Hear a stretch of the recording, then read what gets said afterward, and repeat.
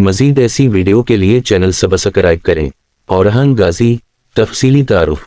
نام اورحان غازی، پیدائش 1281 حمزہ، وفات 1362 حمزہ، حکومت کا دورانیہ 1326 حمزہ 1362 حمزہ، والد عثمان اول سلطنت عثمانیہ کے بانی، والدہ مال خاتون، تاریخ پیدائش اور وفات۔ اورحان غازی 1281 حمزہ میں سلطنت عثمانیہ کے بانی عثمان اول کے گھر پیدا ہوئے۔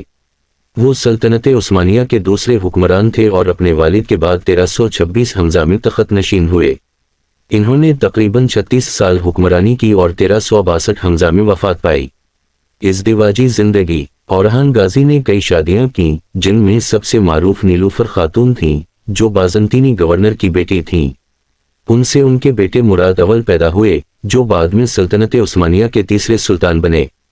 دیگر بیویاں: مال خاتون، آسپورچا خاتون، سیودورا خاتون۔ اولاد: اورحان غازی کی کئی اولادیں تھیں، جن میں مشہور یہ ہیں: مراد اول سلطنت عثمانیہ کے تیسرے سلطان، سلیمان پاشا جو ایک عظیم سپہ سالار تھے، قاسم پاشا۔ حکومت اور فتوحات۔ اورحان غازی کے دور میں سلطنت عثمانیہ نے بے حد ترقی کی اور کئی علاقوں کو فتح کیا۔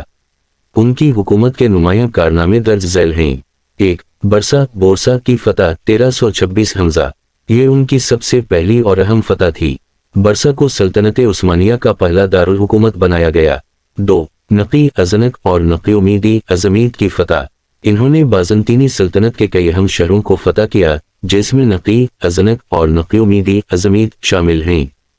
3. یورپ میں عثمانیوں کی پہلی پیش قدمی، ان کے دور میں عثمانیوں نے پہلی بار یورپ میں قدم رکھا۔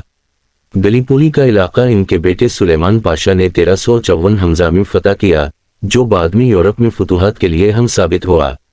4. فوجی اصلاحات۔ اورحان غازی نے فوج کو جدید خطوط پر منظم کیا۔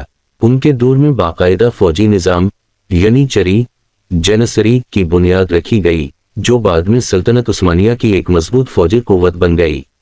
اقدامات اور انتظامی اصلاحات۔ سلطنت کا باقاعدہ انتظامی ڈھانچہ قائم کیا، عدالتی اور قانونی نظام کو منظم کیا، عثمانی کرنسی سکے جاری کیے، مساجد، مدارس اور کاروان سرائیں بنوائیں۔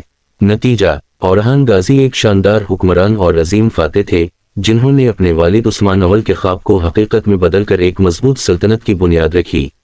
ان کی فتوحات نے سلطنت عثمانیہ کو ایک وسیع و مستحکم ریاست میں بدل دیا، جو آگے چل کر یورپ، ایشیا اور افریقہ میں پھیل گئی۔